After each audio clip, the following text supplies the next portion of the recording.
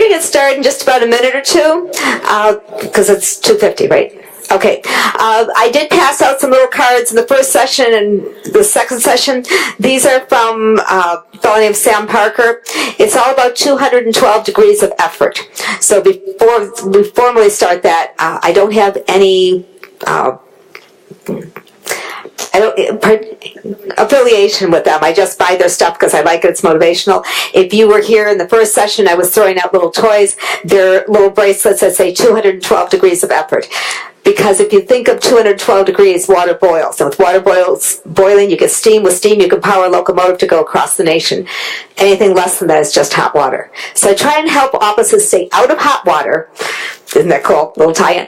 By protecting your information and protecting your office. So I've got extra little cards. I'm going to put them in the end. And anybody who didn't get one for the first batch, both batches are different, but each card in each batch is basically the same message.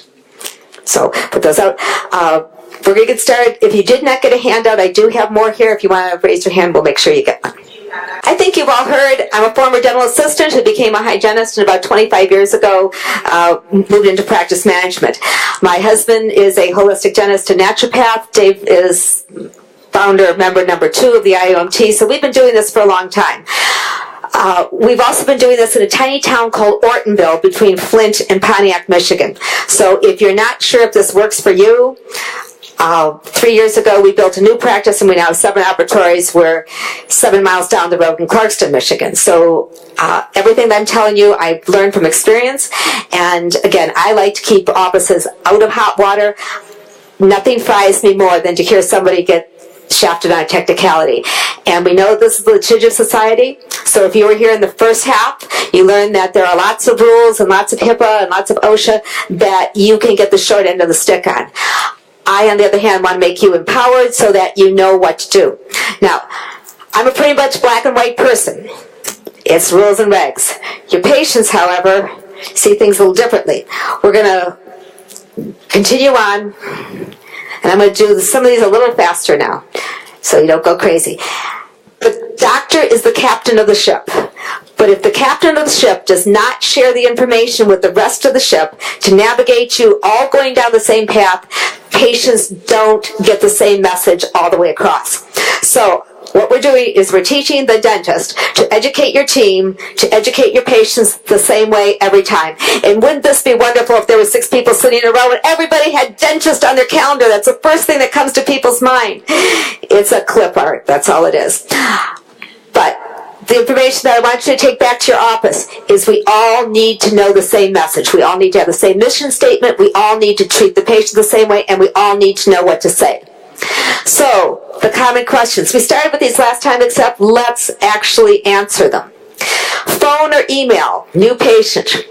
Do you take my insurance? Somebody give me an answer that you say. Who's a business staff? Raise your hand. Okay, everybody hear that? That's the encompassing answer. But by now you've lost me.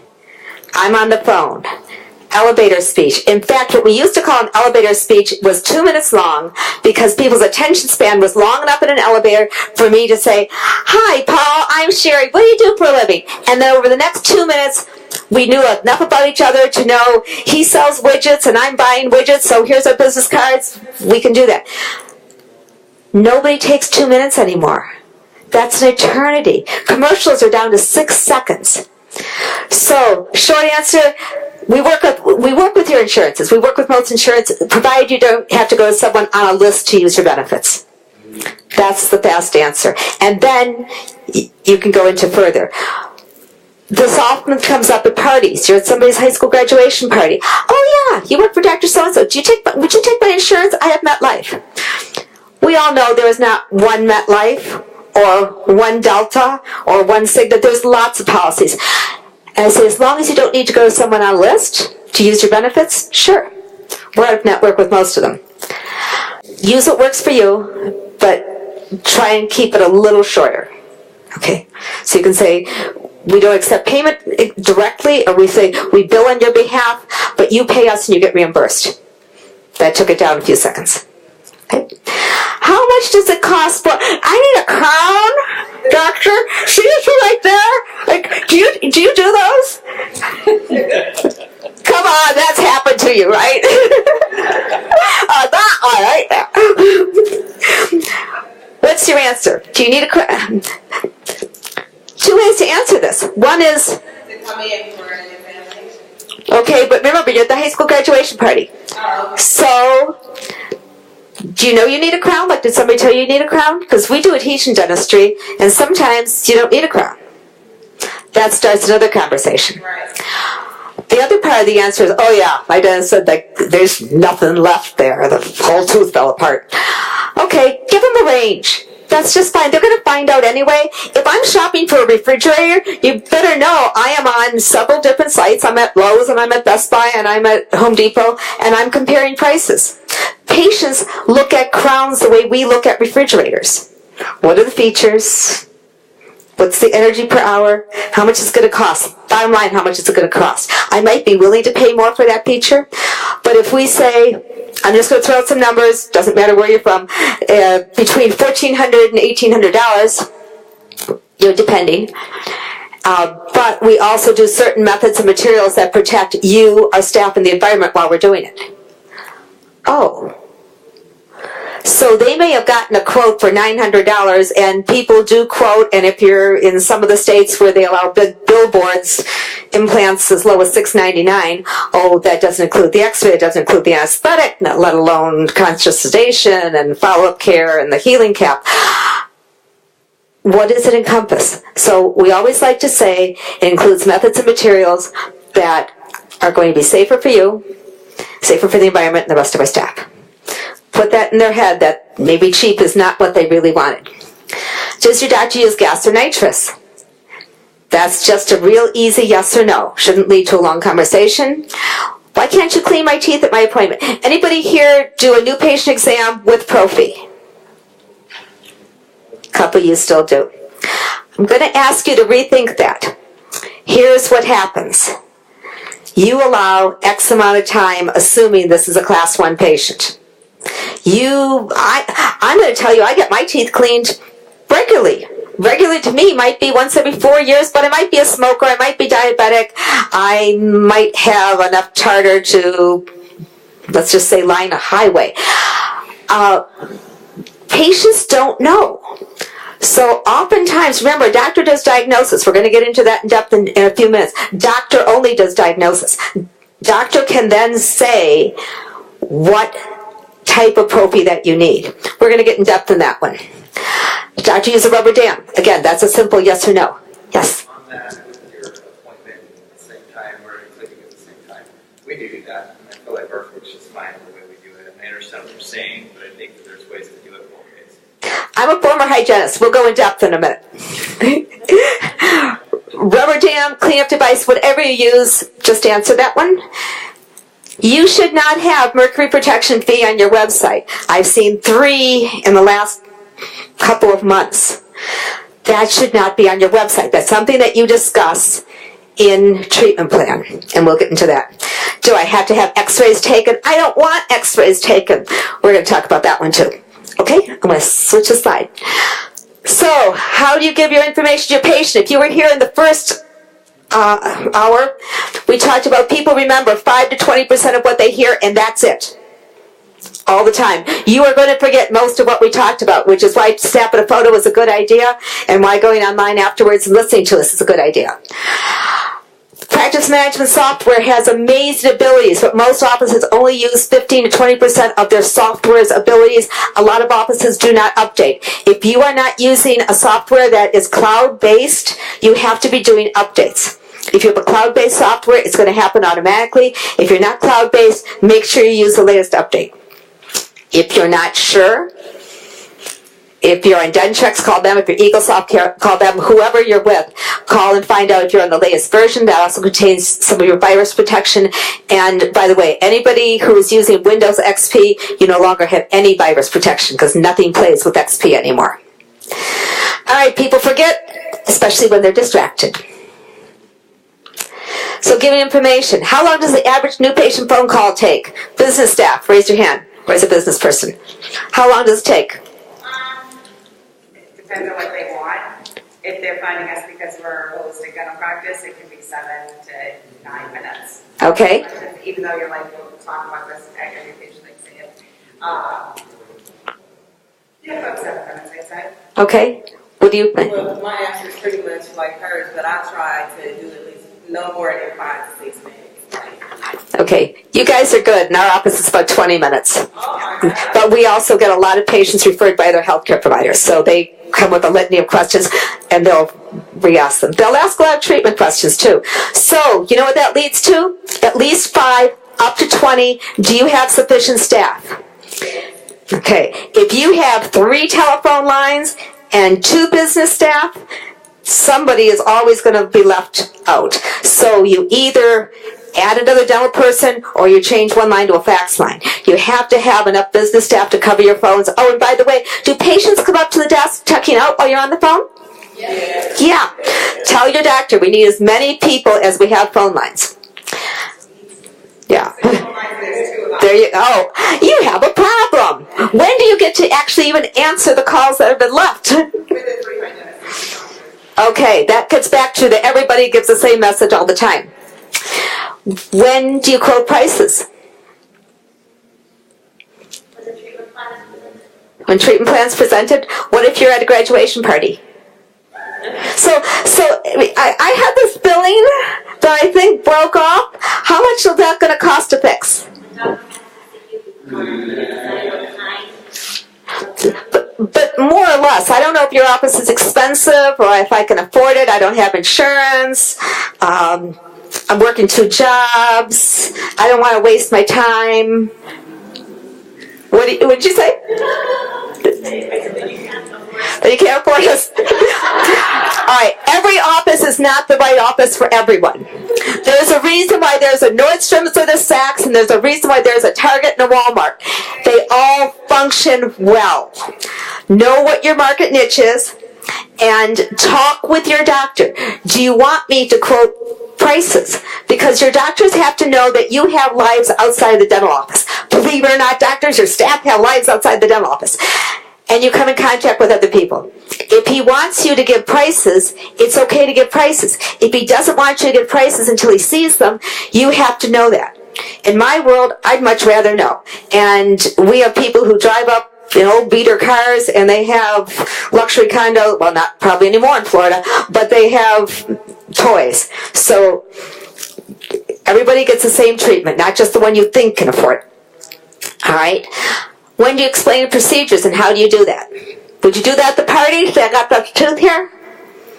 Probably not. Okay, again, that's HIPAA. So that happens in the dental practice, which, by the way, I'm sure this happens in all of your office. Starting to do something, and there's an exposure. And doctor, of course, backs up, sits the patient up, because now the situation is one-on-one. If the patient is supine, and doctor is over them, oh, you know what? You got to make one of 2 bad choices. Do you want me to remove the tooth and replace it, or should we start the endo? I'm not a big believer in endo, but you know, patient feels threatened when they are in a supine position. Patient is always seated up. Doctor always backs up.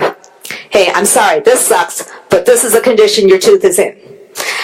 Explains it, gives rationale for both, removal or not. And by the way, today we're going to get you comfortable. I'm going to have one of my business staff come over, explain prices and length of time it takes to do these and what I think is going to work. And business staff, you should be the one coming back, not the doctor. Doctor should leave the room so patient does not feel threatened. Think of it as a car, by the way. If I were shopping for a new little sports car today, the salesman will not, if I'm the salesman, I'm not going to come to go, nice red sports car, huh? You know, you're going to have to put gas in it every time you want to take it out. And that gas price is going up. So it's probably going to cost you X amount every week. Every 5,000 miles, change the oil. Oh, and every 7,000 miles, rotate your tires. Now, your windshield washer fluid, that depends on how much, you're driving in rainy weather. They don't do that. They sell you this beautiful, sexy car that you're going to feel great. When you talk about dentistry, remember, it's also art. We're going to make this smile beautiful. We're going to keep you comfortable doing it. Probably going to take maybe about 3 or 4 visits. We're going to work out the finances for you, and we're going to get you taken care of so that you're comfortable and you're happy and you look great. That's what they want. And in reality, that's what you're doing. So please don't be afraid to say that. Okay, now, I'm on the phone and I'm going, well, say I have this tooth over here. So, tell me, how are you going to get me in? What are you going to say? Raise your hand. Somebody who's a business staff. What are you going to say? What are you going to say? Well, let's make an appointment for you, and you can come in, and the doctor will examine you, and we'll go from there. Okay. You want to make them comfortable. Well, I work full-time, so I guess I could give up my nail appointment tomorrow afternoon. Can I come in tomorrow afternoon, 3 o'clock? No, but we have Friday at 4. That's good. You own your schedule. You can't put 2 people in one chair. We have patients that go, but I can only come in tomorrow at 3. I'm sorry, somebody else has that time. Present. Thank you. You're welcome. And comprehensive exam. This is what I was getting to earlier. I'm sure everybody uses D codes. I'm sure everybody uses 150 for a comprehensive exam. You know, there are actually 5 codes that you can use. And what services you perform depends on what the patient needs. Emergency exam is different than a new patient exam, is different than a recare exam. Hygienist in the room? Does your doctor come back and spend 40 minutes with your patient? Sometimes. Okay, what does that do to your schedule? Yeah. Okay, so proper diagnosis is becoming a means of litigation. Litigation is a bad thing because oftentimes what happens is litigation leads to uncomfortable feelings between doctor and patient's friends, and patient's family, and patient's social media, and that's a big problem. So, you need to spend time on proper diagnosis. Now, a couple offices earlier said that they can do a new patient exam with a prophy. I beg to differ, and you'll decide this for yourselves. What you need to spend on time depends on how long the patient needs to be in the chair, which is generally much longer with the doctor. Oh, and by the way, diagnosis is done by the doctors. I can do a cursory exam, you can do a cursory exam, and we can say, you know, there's not a whole lot of tooth left here to put a filling into. This looks like the doctor's going to tell you it needs a crown. And they trust us because we have the relationship that usually doctor doesn't. But did you know this? Patient hasn't been in your office in a while. You have to start all over. You have to gather information. You have to do a thorough exam. You might need to do additional testing parameters. You might need a vitamin C test. You might need a zinc test. You might need a micro test. You might need to do an oral cancer exam and a general health assessment, including dental caries, missing or ruptured teeth, restorations, existing prosthesis, occlusal, perio. Doctors cannot do this if everybody is black and white in the same shoebox and I'm giving you 40 minutes for the new patient exam and then hygiene's going to see you for 20. It doesn't work that way. For you to form a relationship with your patient, you need to first gather the information in order to do the diagnosis.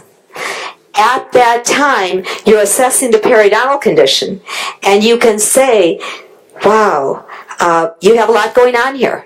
It didn't happen overnight, but we can fix it. We can help you. It's not going to be fixed right away. In your case, you're going to need to come back and see our hygienist a couple visits, and you explain why. Or, gee, Sherry, you have got beautiful teeth, beautiful mouth, and your periodontal health is excellent, and your gum tissue is nice and firm, so we're just going to polish those up, do little hand instruments around there, and polish them up. And yes, I'm a class 1, nice and easy, most of the time. But you need to allow the time to do all the services properly. And you charge for that appropriately. Remember, you are the cream of the crop here. You are not the guy down the street. And the reasons why people come to your office, the reason people come to your office is for who you are and what you do. And your education separates you from everyone else. And business staff, don't ever feel that you have to leave that out of a conversation. My doctors are highly trained. My doctors take additional training every year. In my case, we take about 200 hours a year. That's a little extreme. But most offices are taking 20, 30 hours a year or more. I should say most dentists who are here, be proud of that, and that's part of what makes you different than anybody else down the block. So, if you get a referral from another practitioner, that's a different type of exam. We don't care what insurance covers it or not, but not a patient. If you get formal evaluation requests from another GP, that's a different exam. Okay, when do you need to take x-rays? We went through this a little bit earlier, but the reality is when the patient needs x-rays. So, if your patient is beautiful, clean mouth, everything looks fine, you might just say, you know what, it's been about 3 years or so, I just want to make sure everything is still fine, I don't have x-ray eyes, I want some bite wings. You might want to say, I need a pan, and nowadays you might want to say, I need a CBCT. So, consequences of refusing x-rays. I hear this in my office too, and it just fries me. Do I absolutely need to have x-rays? Can we wait till next time? And sometimes my hygienist, my room is right outside Hygiene 1, and they go, well, we could put it off this time. This is me. I'm wearing an Essex right now. See that huge cavitation?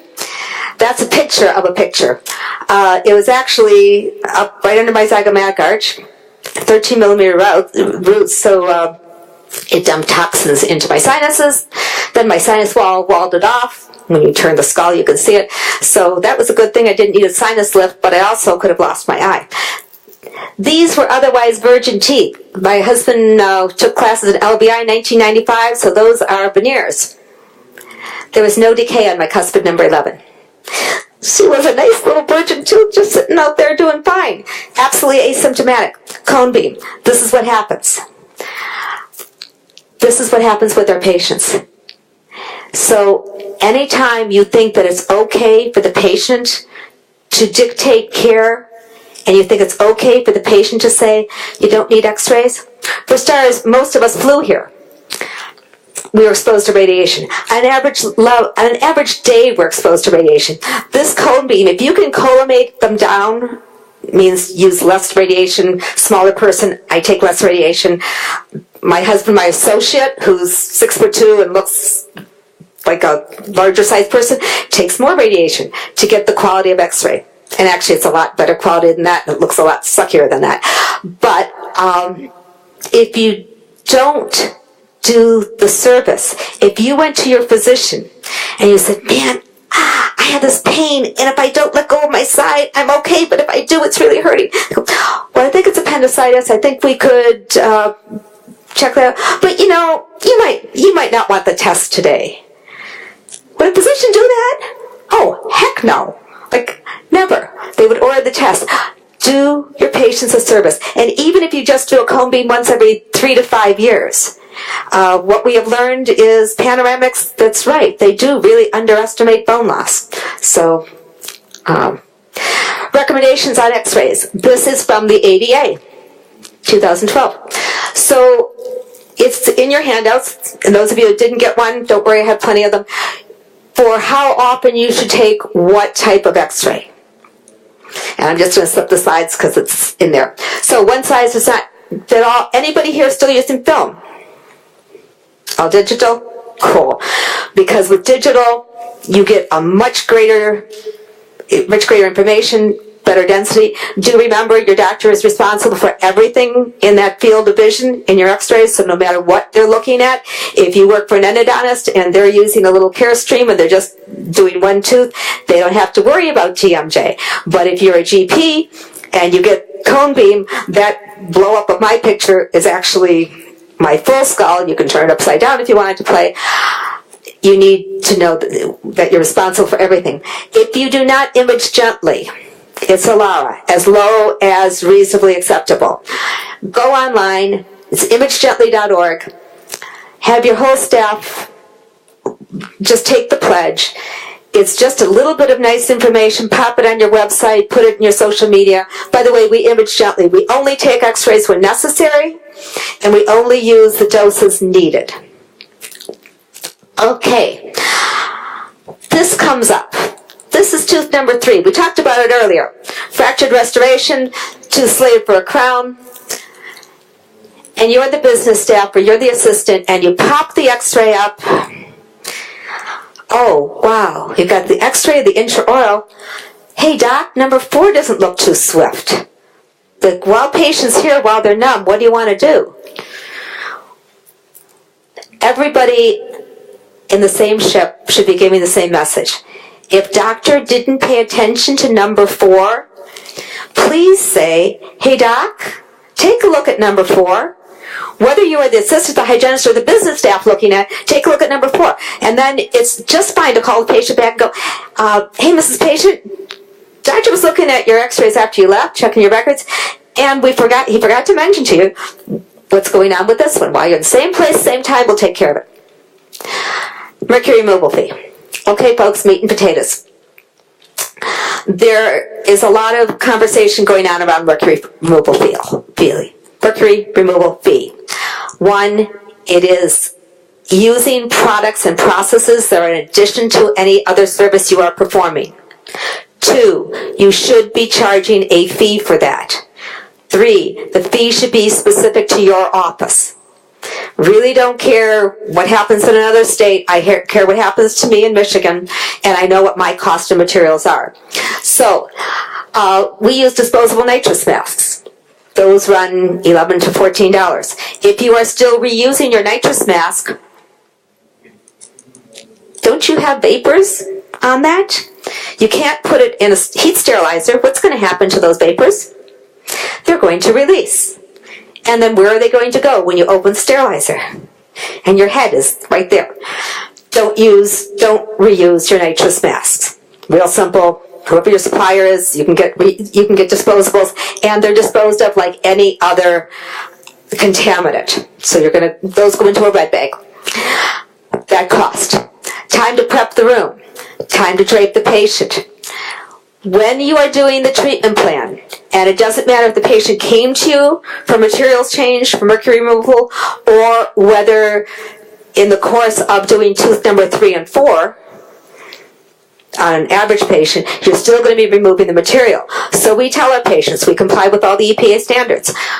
We are going to protect you, we are going to protect the environment, we're going to protect the doctor so he can work on other people, and in doing this, these are the associated fees.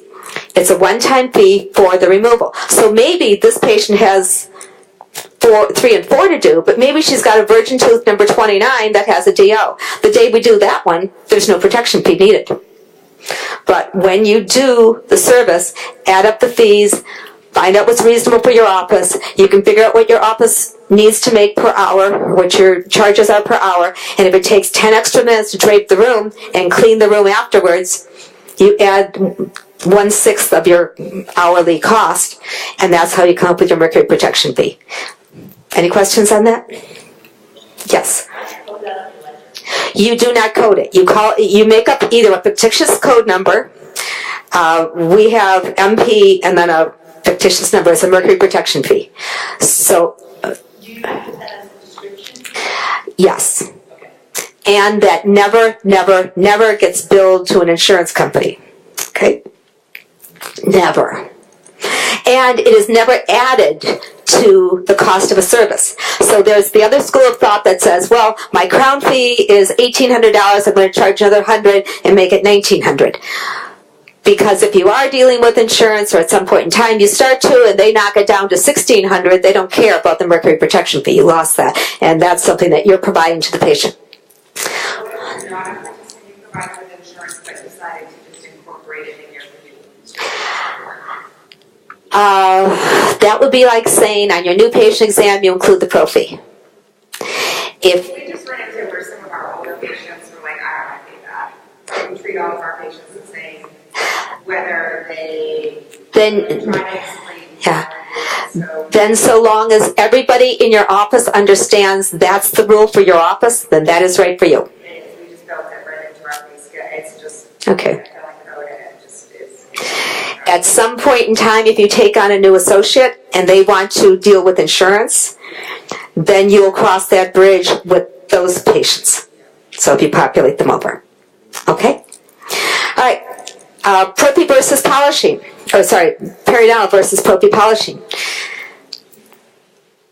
Periodontal disease is very much like diabetes. There's no pain. There's no really noticing it. Some people don't even have bleeding gums, but they have huge pockets. So, once a propy, always a propy. What do you or once a perio, always a perio.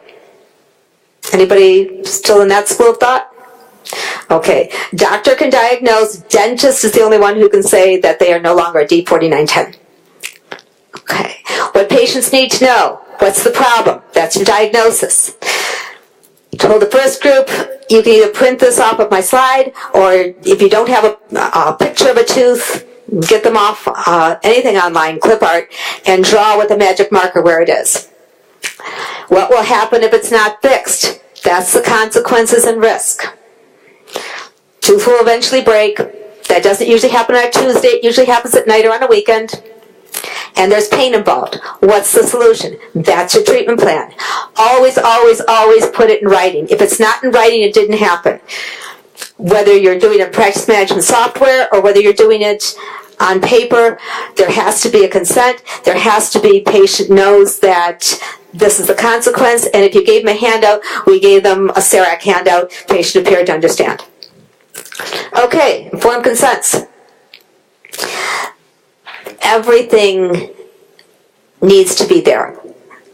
What the problem is, what the consequence of not doing anything, because patients need to know what the consequences of not doing anything, because we tell them, you don't have to accept any of my treatment plan.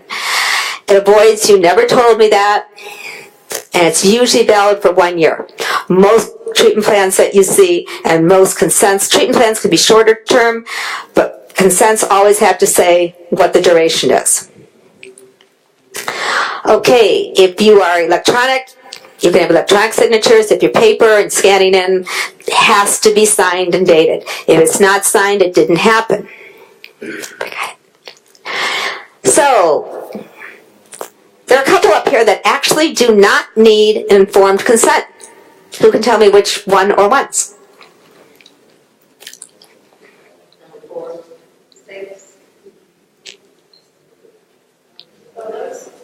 Of these? 11. Read it again.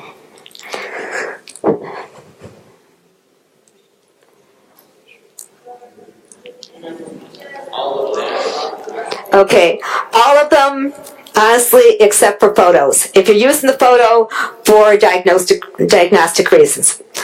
The reason why they're all up here and they're all important, are there hazards associated with nitrous? Yes. Even though there are regulators, could a regulator fail? So we still use nitrous consents, and we use nitrous consents with the parents. Pedo visits. There's too much radiation on a child.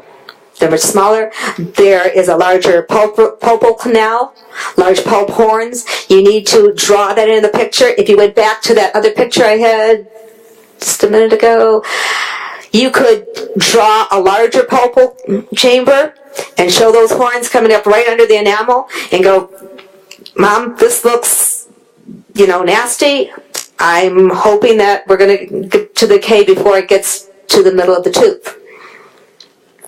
So, everything there actually needs an informed consent. Your practice management software probably has this, and in most good practice management software, you can tailor things or you can edit things and change them for your practice. So every single time, every single patient.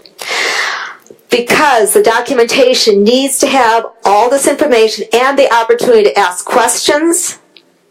This is from PEDS because this is what happens. Sadly, we are still a litigious society, and it's not getting any better. Yes? Yes. Different forms for each thing.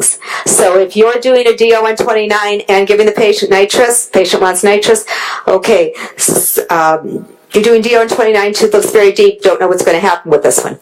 But patients also getting nitrous. So they have a nitrous consent, and then they have a... let's make this simple. 29's bombed out. Extraction versus implant versus endo, and all the reasons why doctor believes one over the other, or if you're giving patient choice. I'm not here to argue endo, no endo. But avoid this because patients do sue. Ramifications of PPOs. I know most of you are not PPO offices, so I'll do this quickly. A patient cannot be charged more than the plan's allowable fee, and there is a duration before you can opt out. So I think that was pretty self-explanatory. Medicare. Has everybody signed a Medicare opt-out and have a private contract with your patients? Prior to Affordable Care Act, Medicare did not cover dental per se. It would cover dental in the case of oral cancer, restorative enough to make the patient functional, and in the case of some automobile accidents. Enter Affordable Care Act and Medicare Advantage plans. Centers for Medicare Services consider you in unless you have formally opted out. What this means to you is very important. This is where you want to take notes. To my next one. You, as doctor, opt out of Medicare. It's in your packet. If you didn't get a packet, I have more. It's a very simple thing that you now just mail in once, and every 2 years it automatically renews unless you opt out. You have a formal contract with your patient that says that they will not bill Medicare. They will not bill their Medicare Advantage plans. Medicare Advantage plans can be called Delta, can be called MetLife, can be called Cigna, can be called a host of different, they can be called United Healthcare. But Medicare Advantage plans dictate which services are allowed and will deny payment for anything else. So when you have the patient's I'm going to go back row. When you have the patient who has incorporated you've incorporated their fee for their crown and their mercury protection fee in one, and Medicare Advantage looks at it and says, well, this is a posterior tooth. This should have been a 5-pin amalgam. We deny it. And you've just billed out $2,000 worth of service. Their EOB states patient portion 0 and also states patient may not be charged for services. Now, if at least you've billed the Medicare, if you have not billed Medicare and patients sending it in, but you have not given them the portion of your mercury protection fee, you've already collected that up front. This is happening to offices. They are unaware that patient has Medicare or Medicaid. Patient is sending this in on their own and then coming back to your office and saying, I didn't pay anything. And by the way, you can't say, oh, well, I don't participate in Medicare, because you do unless you've opted out. So it came with the Affordable Care Act, it is what it is, and we have to deal with it. Hey, my doctor, we have a patient who we send out for a referral, and she did bill her Medicare to like her request for the testing. So we did become providers for Medicare for that. Could he opt out still for billing? Or? Okay, this is the way it works. And by the way, you have an MPI number, they know who you are. Because I've got offices say, well, they don't know who I am. When you opt out, it is effective the calendar quarter, the first of the calendar quarter following when you opt out. Today is the 7th or 8th of September. 45 days after. So if you send in the opt-out today, your opt-out period begins January 1st, which means any other patient that wants to submit their claim to a Medicare Advantage plan comes back and you are in. So he has to opt out quickly. You have the calendar quarter plus 45 days, and your opt-out date to your patients will be effective that next calendar quarter, so January. Yes, you have to inform them. So what we have, and it's in your packet, is a contract. Every single patient who does not have insurance, because you can't have insurance and Medicare. So everybody in your offices and most of your offices, every single patient is going to sign this. So they understand that you are a Medicare opt-out. The whole form is there. Just personalize it for your office. They sign that when they come to see you, along with everything else that you have them sign, their health history, their whatever, medical information.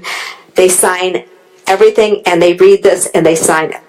They know the opt-out period is valid for 2 years, and it states on there, it has the dates from 2, and then 2 years later, you're going to have them sign it again because it's a rolling 2-year period. It'll be in your letter that comes from CMS. And that's the way that you handle it. And that's how they know that. One more questions here, person? Medicare and in some states Medicaid are handled by the same agency. So if you accept Medicare, which is for older people, generally age 65 and up, although they could be disabled and on Medicare sooner, it is a separate entity. Medicaid is generally an indigent care. In Michigan, both are treated as one. In the paperwork I'm going to give you, you'll see how you can make sure that you cover both or one or the other. In most cases, yes. In Michigan, we have something called a Healthy Michigan Plan. Most states have something very similar, or Healthy Kids. Again, we do not do that in our state because it only allows certain care. You cannot put composite in a potato tooth. They will only allow amalgam, and we would rather do the work for free. These are the least of these. We're not putting a toxin 2 inches from a developing brain. Question? Yes, now we do sleep appliances in our office, so we want to be able to. But you might want the D, the Medicare D, the durable goods. So you can opt out. One or the other. Yes. But then you can't bill for office visits, correct? You can if it goes for more sleep. Yeah. Oh, if you do D only, the exams for that, the follow-up for that, and for that service. But you could not do a regular patient caries and periodontal exam and prophy and bill for it. Only for anything related to the appliance. And you note how much time doctor spent. Okay. Yep. Yes. Are the Medicare opt-out forms in this package? Yes. Okay. Yeah. Yeah, it should be. It'll be towards the back of the packet for those of you that have the pack. I have plenty more packets for the others. It goes towards the back. A guide to providing patient records per CMS. And it should be right behind that. I've got it in here. If not, it will be in the IAOMT website. Yeah. Yeah, I have both forms, how to opt out and then how to do the private contract. Oh, and patients can never be charged the difference, as you all know. So something else that's new that's down the pike. Since 2012, the ADA has had a box, letter A through D, that goes to a diagnostic code. The diagnostic code in number 34, I don't know if I have a pointer on here, I don't, but this one on the right, indicates ICD-10 codes. And then there are diagnostic codes that you will use. So we are starting to go the way of medicine. And we have one person in here who's done medical billing. Medicine does a diagnosis and then does the treatment based on what the diagnosis is to either prove or disprove the diagnosis, which is why your doctor may send you for your physician for various tests. Where this comes in dentistry, we're just going to go over 2 of them now, the K codes and the E codes. The Ks are for caries. If you have an adult or child with dental caries, instead of saying it is penetrating to the pulp and write a narrative, you would use this code. If the first tooth that you're showing on your insurance line is tooth number 30 and decay goes into the pulp, you will use that diagnostic code. And tooth number 28 is just penetrating to the dentin. You would use the K0252 code. Coding is a whole nother, you'll send your staff to a half day or whole day seminar. Just be aware of it. And you can start using these 2 because these 2 sets of codes, the K codes and we'll get into the E codes, are very simple to incorporate into most every practice. The next one are the E codes. E for diabetes. Your patients who are diabetic are going to have different dental complications, especially periodontally involved. If your hygiene team gets used to using these and you enter it into your patient chart, it will go along with your billing without adding a narrative. it will also be helpful if you're working with a medical provider to coordinate care. So when you're telling the medical provider, thank you for informing me, mutual patient is now diabetic, type 2, we've noticed periodontal condition is deteriorating, we're recommending this patient comes in every 2 months, every 3 months, that the physician help you with care, that the physician help you remind patient that they need to be seeing you, and then you also send the report to the physician, this is their periodontal status today. Okay. So, let's go into marketing. Marketing, advertising, promoting are all under one umbrella. Ethically means that just like we do no harm with our patients, we do no harm to ourselves and our own reputation. There is no such thing as a mercury removal specialist. Saw this on an ad recently, well, springtime. Had a few words to say with them. But do list any credentials that you have.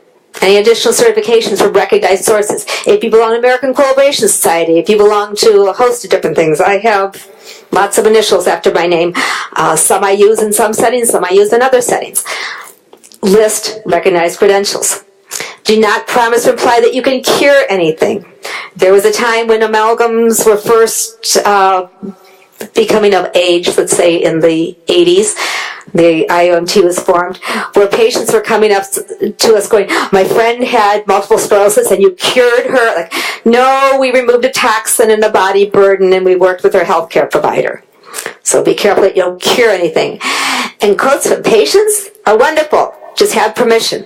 Told the first group we had a patient who made us cookies with our logo on them. They were really cool. We said, can we put this on our Facebook page? Yeah. Could we use your name? And she said, well, I've only been coming here a couple years. I'd rather not let my old dentist know because I'm still friends with their staff on social media. So we just said, wasn't this cool when our patients brought us cookies with their logo? But we didn't identify by name. Online presence. Everybody here have a website? Do you all have a Facebook page? Okay, that's a first start. Who controls your website? Okay, think of a website as a magazine ad. It's stagnant. People only see it sometimes. But are you still doing the same ad that you did before? So how often is it updated? Get genuine reviews from your patients. Those are most important. Do not pay for AdWords. Tom McGuire is here. You can get in. You can buy into his system. There's Talk International. They will pull you up to the top of Google searches, but there's something called Google AdWords. They're not worth the money. And what to look for in hiring a web designer, somebody who has done dental. Yes? Say the AdWords, you guys are really, really careful because we did a tag near University of Michigan. That was one of the tags on the AdWords. Oh. And everyone called us thinking we were in the school. Yeah. Because it bumped us above University of Michigan. So, be careful with AdWords. You think you're buying something good, but it gets the wrong phone calls directed to you. Web designers, don't use the kid down the street, don't use your nephew. Get somebody who's a professional, and preferably somebody who's done dental. So, ransomware is the newest concern. Modern ransomware is locking down a lot of offices. Medical, and then they're going to go after dental because we're easy pickings. Make sure that your website and your website is in a secure site. You should have HTTPS for secure so nobody can go in and change anything on you.